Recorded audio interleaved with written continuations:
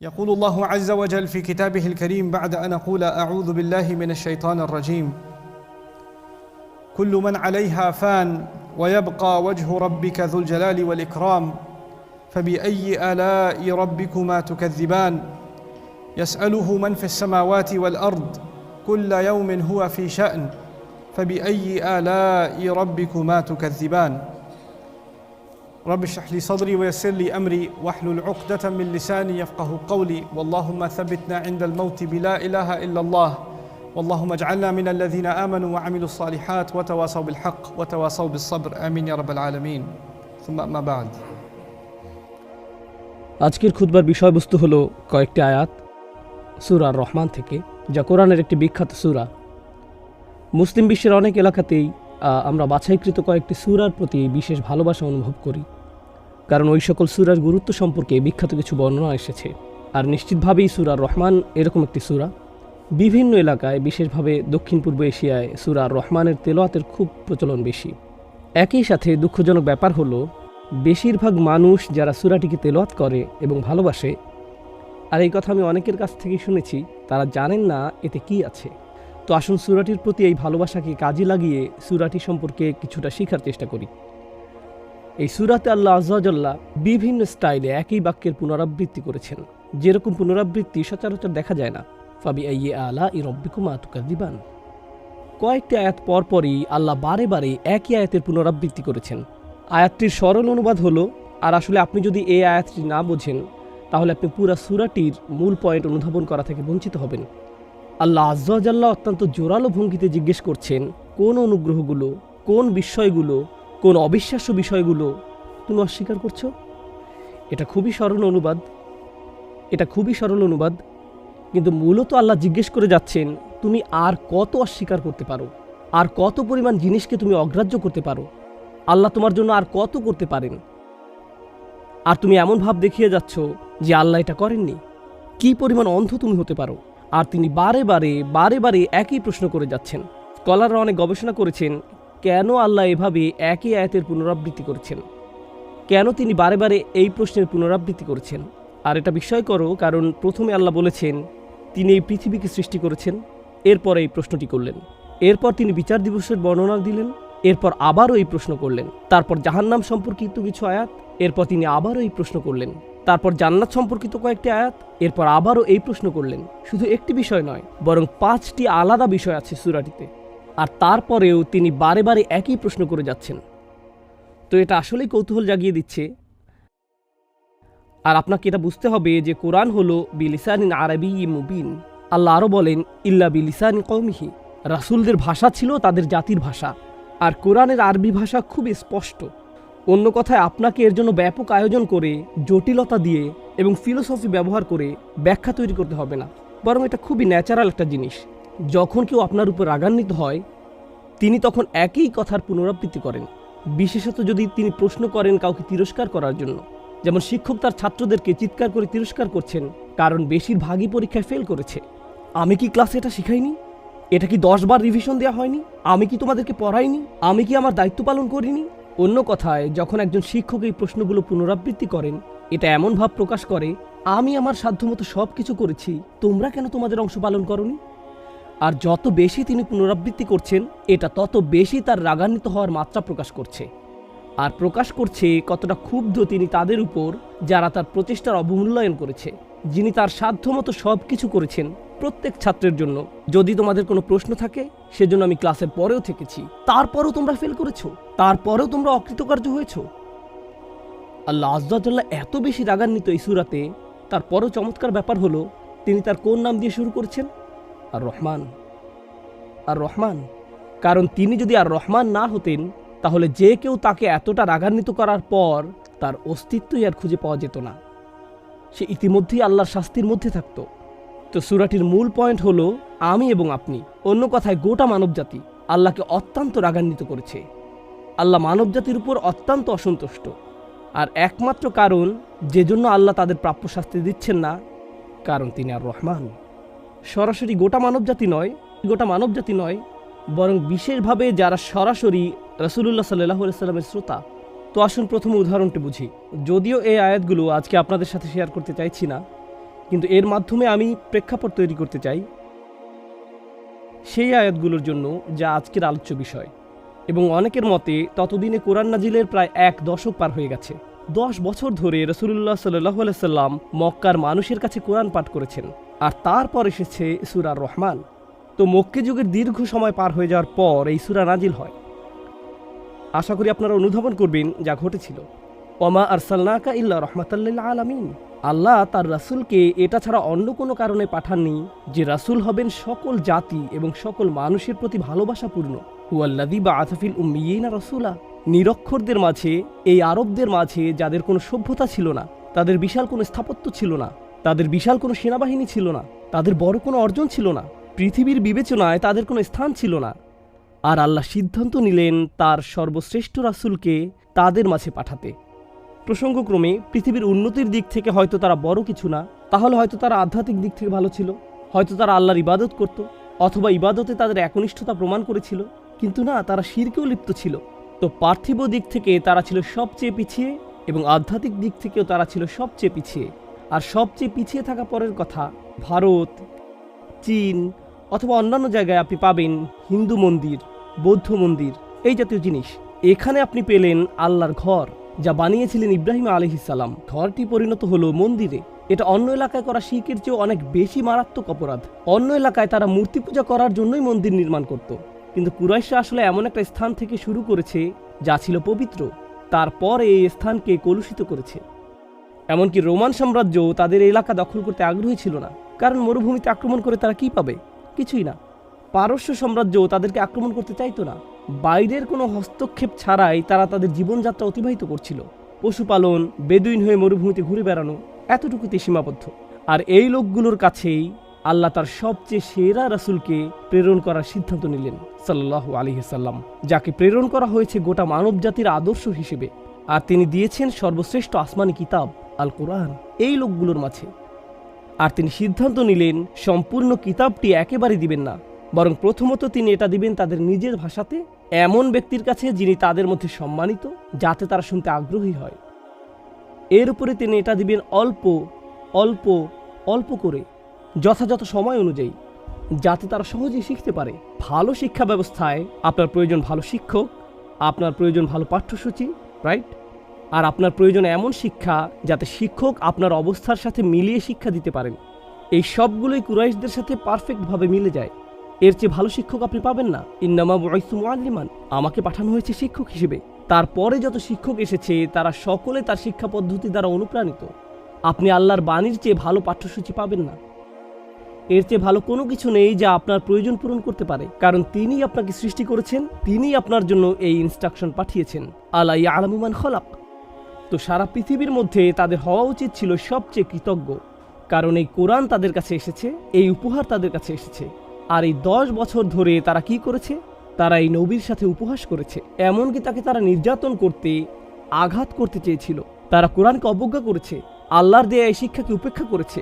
আর এ কারণেই আল্লাহর নবীর সাথে যেহেতু তারা এমন করলো, আল্লাহর কিতাবের সাথে যেহেতু তারা এমন করলো, আল্লাহর অধিকার আছে শাস্তি প্রদান করার। এমন নয় যে তিনি আগে কাউকে শাস্তি দেননি, কিন্তু তিনি তাদের সাথে এরকম করলেন না।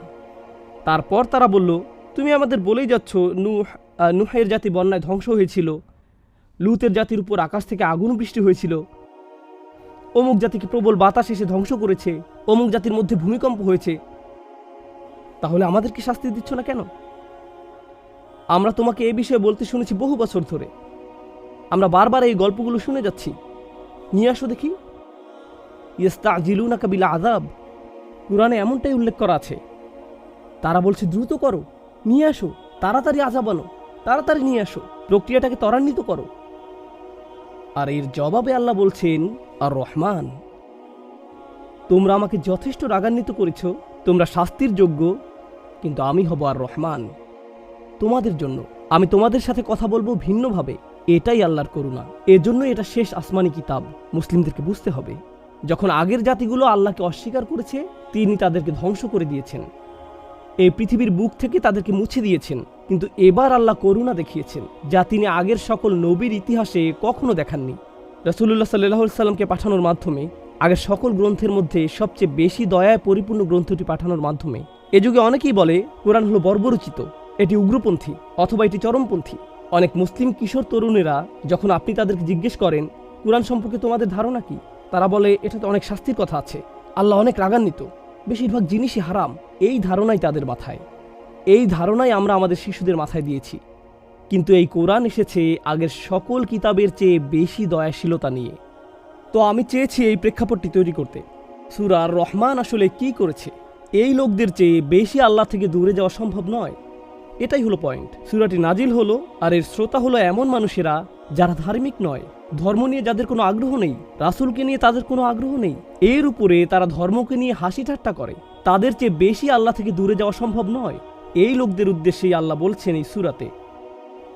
আর আমি বিশেষভাবে এটা উল্লেখ করতে চেয়েছি কারণ সূরাটি যদি তাদের জন্য প্রযোজ্য হয়, এটি তাদের চেয়ে ভালো যে কারোর জন্যও প্রযোজ্য হবে।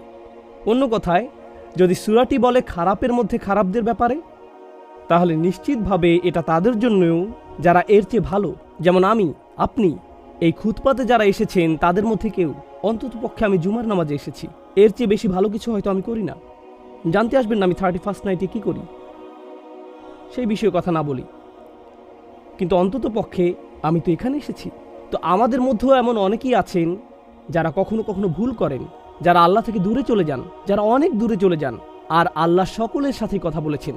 আপনি হয়তো মনে করতে পারেন কুরআন শুধু ভালো মানুষদের সাথেই কথা বলে, অথবা কুরআন খারাপ লোকদের জন্য অনেক কঠোর। এটা তেমন নয়। আল্লাহ গভীর প্রজ্ঞা সহকারে ভালোবাসা ভরে আহ্বান করছেন। আর আল্লাহর এমনই একটা আহ্বান এখন আমি আপনাদের সাথে শেয়ার করব। ইয়াস আলুহু ও তার আগে কুল্লু মান আলাইহা ফান, এই পৃথিবীর উপর প্রত্যেকেই বিলীন হয়ে যাবে। প্রত্যেকে এই পৃথিবীর উপর, সে যেই হোক, হয়ে যাবে ফান। আরবিতে ফান এসেছে ফানা থেকে। ফানা অর্থ শুধু আপনি মারা যাবেন তা নয়, আসলে এর অর্থ হলো কেউ আপনাকে মনে রাখবে না।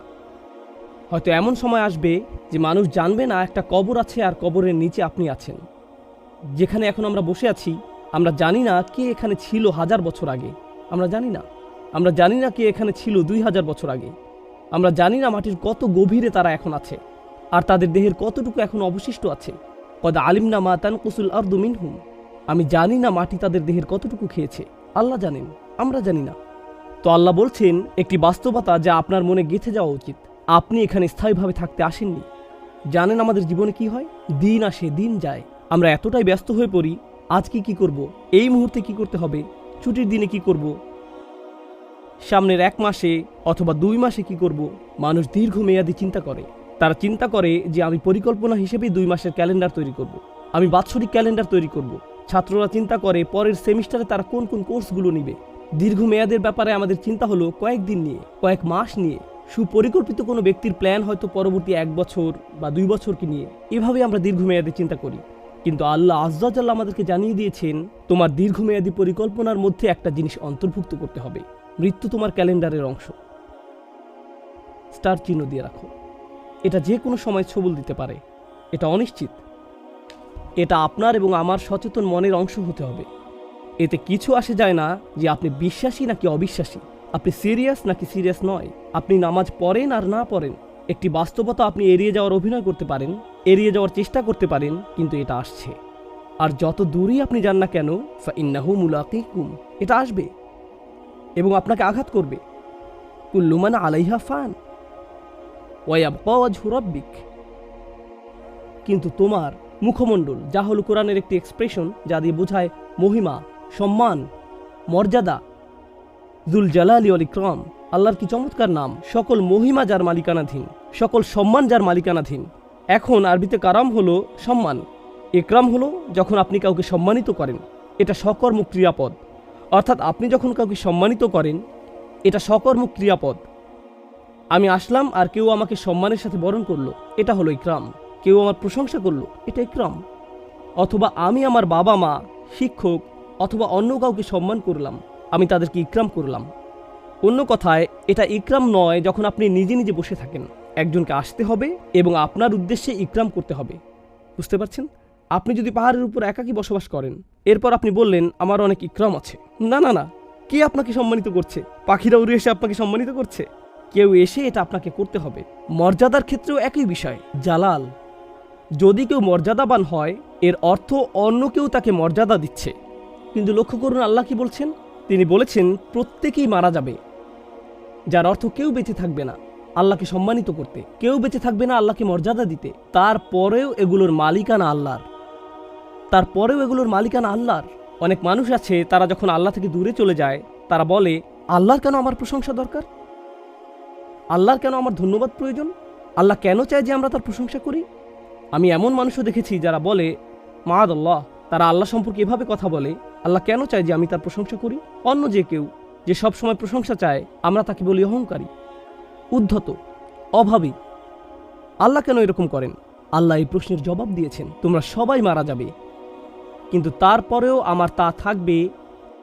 ইতিমধ্যে সকল মর্যাদা, সকল মহত্ব, সকল সম্মান, সকল মহিমা আমার মালিকানাধীন।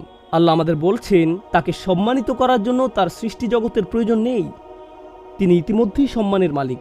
তো তিনি আমাদের এমন তাৎপর্যপূর্ণ বিষয় বলেছেন, আর তোমরা যা করো তোমরা তা আল্লাহর জন্য করছো না, কারণ তোমরা আল্লাহর রত্নভাণ্ডারে কিছু যোগ করছো না, তোমরা শুধু করতে পারো তোমাদের নিজেদের জন্য। ইন আহসানতুম লিনাফসিকুম, যদি তোমরা সবচেয়ে সেরা কাজগুলো করো, সেই সেরা কাজ আসলে তোমরা আল্লাহর জন্য করছো না, তোমরা করছো তোমাদের নিজের জন্য। এটা কোরআনের কথা। ওয়ামান জাহাদা ফাইন্নামা ইউজাহিদু লিনাফসিহি, যেই যতটুকু সংগ্রাম করুক সে এটা করে তার নিজের জন্যই। এই ইনভেস্টমেন্ট আপনার নিজের জন্য।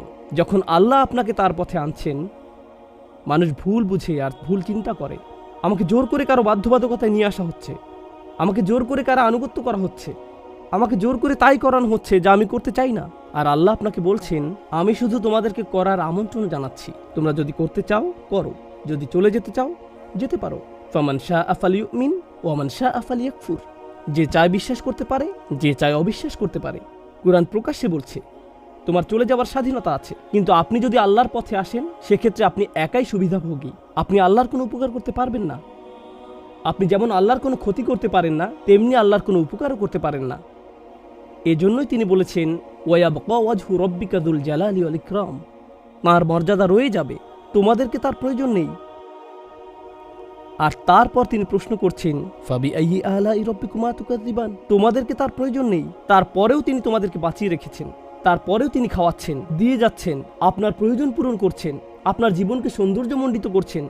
তিনি শুধু আপনাকে টিকে থাকার উপকরণ দিয়ে ছেড়ে দেননি, জেলখানার ভিতরেও মানুষ বেঁচে থাকতে পারে। তিনি আপনাকে ঘর দিয়েছেন, টিকে থাকার জন্য শুধু চামড়াই যথেষ্ট। তিনি আপনাকে দিয়েছেন পোশাক, তিনি আপনাকে এই জিনিসগুলো দিয়েছেন, কিন্তু আপনাকে কিছু দেয়া তার প্রয়োজন নেই, আর আপনার থেকে কোনো কিছু পাওয়ার তার প্রয়োজন নেই।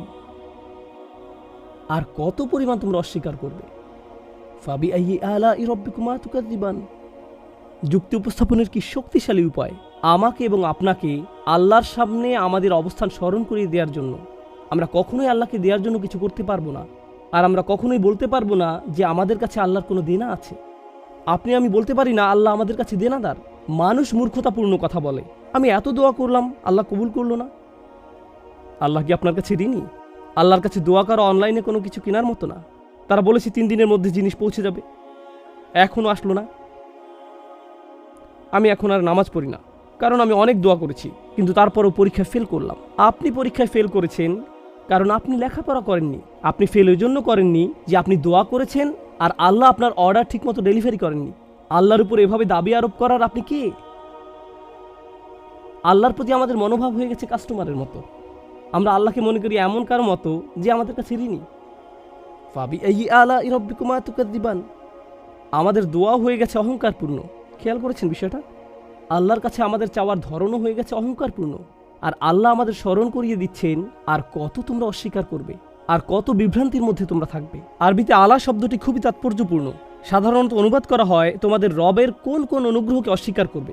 অনুগ্রহ হলো নিয়াম, ফাদাইল, ফাদল, এগুলো অর্থ অনুগ্রহ।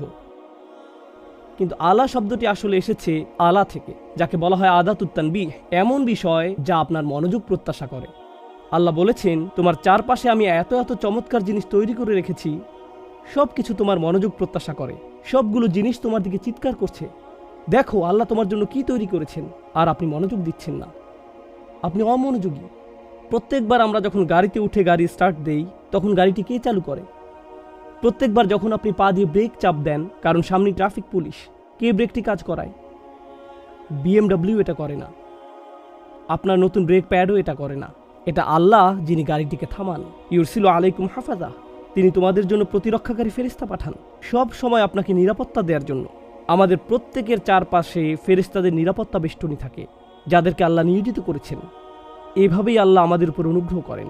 ফাবি আইয়ি আলা রাব্বিকুমা তুকাযিবান। আমার এক বন্ধু একবার এখান থেকে নিউ অরলিন্সে সড়ক পথে যাচ্ছিল, আর তার গাড়ির চাকার 3টি বা 4টি স্ক্রু খুলে গিয়েছিল। যখন সে হাইওয়েতে 80 স্পিডে গাড়ি চালাচ্ছিল, যে কোনো সময় টায়ার খুলে আসতে পারত। 3টা অথবা 4টা স্ক্রু খুলে গিয়েছিল, আর তার এই সম্পর্কে কোনো ধারণা ছিল না। আর এভাবেই সে ওইখানে পৌঁছল। এরপর যখন গাড়ি পার্ক করলো, তখন চাকাটা খুলে পড়ল। তখনই চাকাটা খুলে পড়ল। যখন এটা ঘটল, আল্লাহ আমাকে রক্ষা করেছেন। কিন্তু আপনি জানেন কে এই স্ক্রুগুলো লাগিয়ে রাখেন আমাদের জন্য? আমরা মনে করি ঘটনাটি ছিল বিস্ময়কর, কারণ তখন স্ক্রু খুলে গিয়েছিল। কিন্তু কে এগুলো লাগিয়ে রাখেন? আমরা কত দূরে চলে যাই, অথচ আল্লাহ আমাদের কত নিকটে। আর এজন্যই আল্লাহ আজ্জা ওয়া জাল্লা পরের আয়াতে বলছেন, এটাই আজকের খুতবার আয়াত যা আমি আপনাদের সাথে শেয়ার করতে চেয়েছিলাম। ইয়াসআলুহু মান ফিস সামাওয়াতি ওয়াল আরদ কুল্লা ইয়াউমিন হুয়া ফি শাআন। আকাশ এবং পৃথিবীর প্রত্যেকেই তার কাছে চাইছে। আকাশ এবং পৃথিবীর প্রত্যেকেই তার কাছে চাইছে। আসুন প্রথমে এই অংশটা বুঝি। আরবি ভাষায় সুআল বা চাওয়া 2 ধরনের। এটি আলোচনার আগে এই আয়াত নিয়ে যে কনফিউশন আছে তা বলে নেই। আল্লাহ বলেছেন প্রত্যেকেই তার কাছে চাইছে। ফেরেশতারা তার কাছে চায়, পশু পাখিরা তার কাছে চায়, আমরা তার কাছে চাই। কিন্তু কেউ এসে বলল, আমি একজন নাস্তিককে চিনি, সে আল্লাহর কাছে কিছু চায় না। আমার একজন বন্ধু আছে যে ধার্মিক নয়, কখনো আল্লাহর কাছে কিছু চায় না। আমার ফিলোসফি প্রফেসর কখনো আল্লাহর কাছে কিছুই চায় না। তাহলে কিভাবে সবাই তার কাছে চাইছে? এই জন্যই আপনাকে বুঝতে হবে আরবিতে চাওয়া শব্দটির 2টি অর্থ রয়েছে। একটি হলো সচেতনভাবে চাওয়া, অন্যটি হলো প্রয়োজন। অন্যটি প্রয়োজন। ওয়া আম্মা সাইলা ফালা তানহার, যে চায় তাকে অবজ্ঞা করো না। এর অর্থ এটাও, যার প্রয়োজন আছে তাকে অবজ্ঞা করো না। এমন অনেক মানুষ আছে যারা অভাবী, কিন্তু তারা চায় না, কাকুতি মিনতি করে না। আর তারা না চাইলেও তাদেরকে আপনার দিতে হবে। আয়াতের অর্থ হলো আকাশের সব কিছু এবং পৃথিবীর সব কিছুরই প্রয়োজন রয়েছে, আর তারা সেই প্রয়োজন পূরণে আল্লাহর মুখাপেক্ষী। একজন অবিশ্বাসী, একজন বিদ্রোহী মুসলিম, অথবা এরকম কেউ যে জানে যে সে খারাপ কাজ করছে যা তাদের করা উচিত না, আল্লাহ তাদেরকেও দিতেই থাকেন, দিতেই থাকেন, আর দিতেই থাকেন। আপনাদের ভিতর যিনি 5 ওয়াক্ত নামাজ পড়েন, আর যিনি মোটেই নামাজ পড়েন না, আর যিনি এই বছর আজকেই প্রথম জুমার খুতবা এসেছেন, আপনাদের সবাইকে আল্লাহ দেন। আপনাদের মধ্যে এমন কেউ নেই যাকে আল্লাহ দেন না। আমাদের সবার ফুসফুসি আল্লাহ বাতাস দিয়ে পরিপূর্ণ করে দেন। আমাদের সবার হৃৎপিণ্ডই আল্লাহ সচল রেখেছেন। আমার হৃৎপিণ্ড যেটি বিট দিচ্ছে, পরবর্তী বিট দেওয়ার আগে এটি আল্লাহর কাছে দোয়া করে, ইয়া আল্লাহ, আমি কি আরেকটি বিট দিতে পারি? তিনি এটাকে অনুমতি দিচ্ছেন। এই হৃৎপিণ্ডের অনুমতি প্রয়োজন। আমার শরীরের প্রতিটি ধমনীর অনুমতি প্রয়োজন। এর প্রয়োজন আল্লাহর অনুমতি। আর আল্লাহর অনুমতি ছাড়া মা তাসকুতু মিন ওয়ারাকাতিন, গাছের একটি পাতাও পড়বে না, যতক্ষণ পর্যন্ত না তিনি অনুমতি দেন। আমার শরীরের একটি কোষও নড়বে না তার অনুমতি ছাড়া। আমি আল্লাহর বিদ্রোহ করতে পারি। আল্লাহ আমার আত্মাকে সুযোগ দিয়েছেন আল্লাহকে ভুলে যাবার, যা খুশি তা করার, যা খুশি তা বলার, যেভাবে খুশি টাকা উপার্জন করার, যেমন খুশি রিলেশন করার, শুক্রবার রাত যেমন খুশি কাটানোর, শুক্রবার দিনে আলহামদুলিল্লাহ, আল্লাহ যেমনটি চান আপনি তেমনটি কাটিয়েছেন। শুক্রবার রাতটি এবার শয়তানকে দিয়ে দেন। ছুটির সময়টাকে পরিপূর্ণ করেছেন, 2 দিক সমান করেছেন। কিন্তু আল্লাহ বজ্রপাত দিয়ে শাস্তি দিচ্ছেন না। আল্লাহ আপনাকে টেনে হিঁচড়ে মসজিদে নিয়ে আসছেন না। তিনি পারতেন যদি তিনি চাইতেন। তিনি আগেও অনেক জাতিকে সোজা করেছেন। তিনি আপনার এবং আমার সাথে তেমনটি করছেন না। কোন হাত যখন চুরি করে এটি প্যারালাইজড হয়ে যাচ্ছে না। কেউ যখন ব্যভিচার করছে তখন তার হার্ট অ্যাটাক হচ্ছে না। যখন কেউ হারাম খাচ্ছে সে স্টমাক ক্যান্সারে আক্রান্ত হচ্ছে না। আল্লাহ তেমনটি করছেন না। তারা খেয়েই যাচ্ছে আর তারা হাসি আনন্দ করছে। তাদের প্রত্যেকেরই প্রয়োজন রয়েছে। ইয়াসআলুহু মান ফিস সামাওয়াতি ওয়াল আরদ। তারপর তিনি আপনাকে এবং আমাকে বলছেন, কুল্লা ইয়াউমিন হুয়া ফি শান। প্রত্যেকটা মুহূর্ত, প্রত্যেকটা দিন। ইয়ম শব্দটি এখানে মুস্তলাহ লি জামিআইল আওকাত। এটা এরকম সব সময়, প্রতিটি সেকেন্ডে, প্রতিটি দিন, সব সময় তিনি এমন কিছুতে ব্যস্ত যা শুধুমাত্র তিনিই করতে পারেন। আর এটি আসলে সতর্কবাণী না, এটি আসলে সুন্দর একটি জিনিস যা দিয়ে আমি আলোচনা শেষ করতে চাই। ইয়াসআলুহু মান ফিস সামাওয়াতি ওয়াল আরদ কুল্লা ইয়াউমিন হুয়া ফি শাআন। ভাবুন তো, আমি একজন শিক্ষক। ধরুন আমি পড়াচ্ছি 50 জন ছাত্রকে। তাদের একজন আমাকে একটা প্রশ্ন করলো, তাদের একজনের এক্সট্রা হেল্প প্রয়োজন। একজন বলল তার একটা সমস্যা আছে, একজন বলল তার একটা কনফিউশন আছে।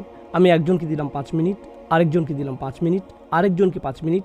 আমি যদি তাদের সবাইকে 5 মিনিট করে দেই, যোগ করলে হয় 250 মিনিট। ততক্ষণ আমি শেষ। আমি পারবো না তাদের সকলকে এক্সট্রা সময় দিতে। যদি আমি দেইও, যদি আমি প্রত্যেককে 5 মিনিট করে দেই, তারা সবাই অভিযোগ করবে আমি মাত্র 5 মিনিট সময় পেয়েছি। আমি তাদের সবার অনুরোধের খেয়াল রাখতে পারি না। আমি তাদের সবার প্রশ্নেরও জবাব দিতে পারি না। তাদের কোনো কোনো প্রশ্ন আমার ক্ষমতার বাইরে। তাদের কোনো কোনো অনুরোধ অথবা প্রয়োজন আমি পূরণ করতে পারি না। কেউ এসে বলতে পারে আমি আপনার কাছে 3 ঘন্টা সময় চাই। আমি বলবো সরি, আমার কাছে আপনাকে দেওয়ার মতো 3 ঘন্টা সময় নেই। যদি দিতে পারতাম ভালো হতো। যখন অনেকে আপনার কাছ থেকে দাবি করে, আপনি আসলে এটা তখন বুঝতে পারবেন যখন অনেক বেশি মানুষ আপনার কাছে চায়। জানেন মানুষের কি হয় এই অবস্থায়? মাথা জ্যাম হয়ে যায়। আমার ব্রেক প্রয়োজন, আমার ছুটি দরকার, আমি আর পারছি না। যেমন ঈদ সিজনে দোকানের ম্যানেজারদের অবস্থা। এমন অবস্থা হয় যে সে কারোর সাথে কথা বলতে চায় না। মানুষ ভেঙে পড়ে যখন আপনি তাকে অনুরোধ করতে থাকেন আর চাইতেই থাকেন। ঘরের কর্তাও প্রায় ধৈর্য হারাতে পারেন, কারণ তার কাছে সব সময় চাহিদা আসতেই থাকে সব দিক থেকে। তিনি প্রেশারের মধ্যে থাকেন। আর এই ধরনের অবস্থায় কারো কথা শোনা হবে, কাউকে শোনা হবে না। যারা বেশি গুরুত্বপূর্ণ তাদের কথা শোনা হবে, যারা কম গুরুত্বপূর্ণ তাদের কথা শোনা হবে না। আল্লাহ আজ্জা ওয়া জাল্লাকে দেখুন, সকলেই তার কাছে চাইছে। বিশ্বাসীরা তার কাছে চাচ্ছে, অবিশ্বাসীরাও তার কাছে চাচ্ছে। সবচেয়ে বিদ্রোহী মুসলিমরা অমুসলিমদের কথা ভুলে যান কিছুক্ষণের জন্য। সবচেয়ে বিদ্রোহী মুসলিম যারা প্রকাশ্যে গর্বের সাথে হারাম কাজ করে, যারা জঘন্য কথা উচ্চারণ করে, যারা একে অপরের প্রতি অন্যায় করে, তারা এগুলো সব করে প্রকাশ্যে, কিন্তু তাদের হৃৎপিণ্ড পরবর্তী বিটের জন্য অনুমতি প্রার্থনা করে। আর আল্লাহ দিয়ে দেন। এমনকি তাদের জন্য আল্লাহ ফেরেশতা পাঠান যখন তারা গাড়ি চালিয়ে নাইট ক্লাবে যায়। তাদেরকেও আল্লাহ আজ্জা ওয়া জাল্লা নিরাপত্তা দেন এবং দিতে থাকেন। আল্লাহ যেভাবে দান করেন তা শুধু তার পক্ষেই সম্ভব।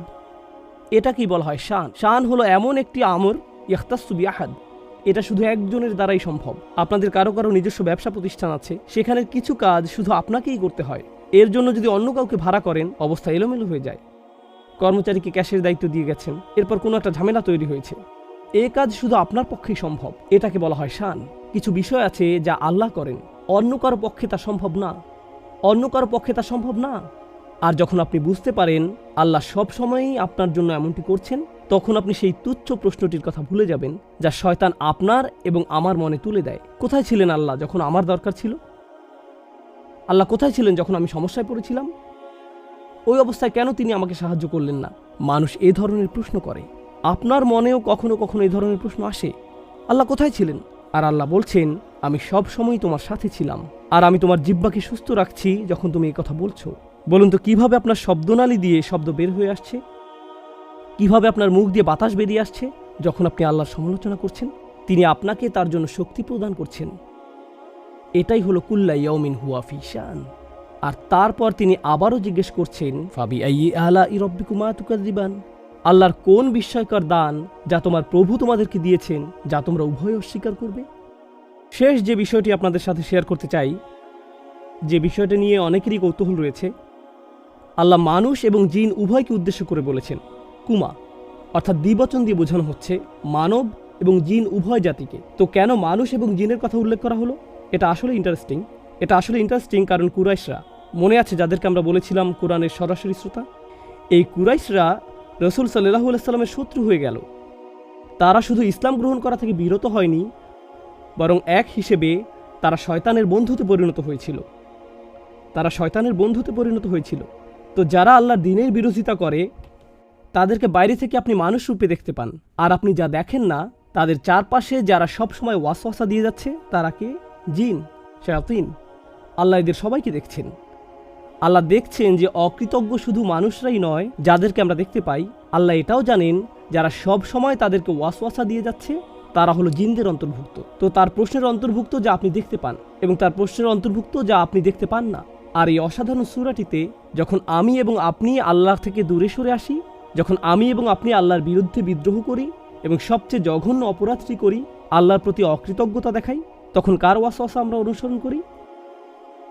ওয়ালা তাজিদু আকসারহুম শাকিরিন। শয়তান প্রতিজ্ঞা করেছিল, আমি গ্যারান্টি দিচ্ছি তাদের বেশিরভাগকেই আপনি অকৃতজ্ঞ হিসেবে পাবেন।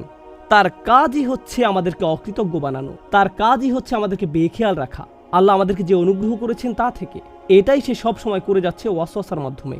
এজন্যই আল্লাহ উভয়কে উদ্দেশ্য করে বলেছেন, মনে রাখবেন যে আপনি একা নন, কেউ একজন আছে, শয়তান আপনার চারপাশে আছে, যার সার্বক্ষণিক দায়িত্ব হলো আপনাকে ভুলিয়ে দেয়া, যার মানে আপনাকে আধ্যাত্মিকভাবে সবসময় যুদ্ধ করে যেতে হবে, সেই অদৃশ্য যুদ্ধ।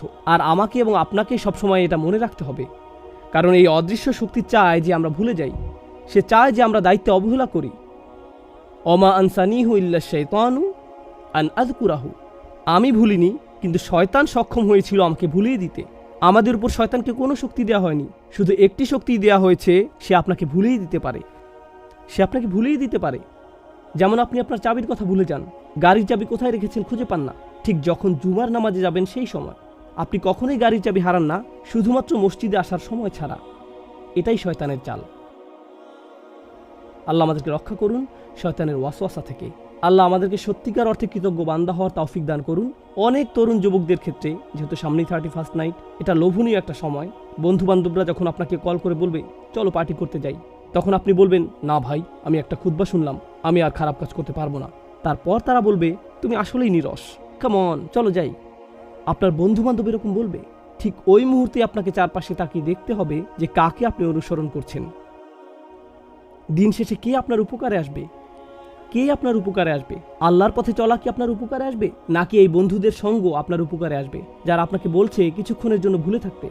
আমি জানি তোমার মনের মধ্যে এটা আছে, কিন্তু কিছুক্ষণের জন্য ভুলে থাকো। তোমার বিবেকবোধকে শুধু ঘুম পাড়িয়ে রাখো।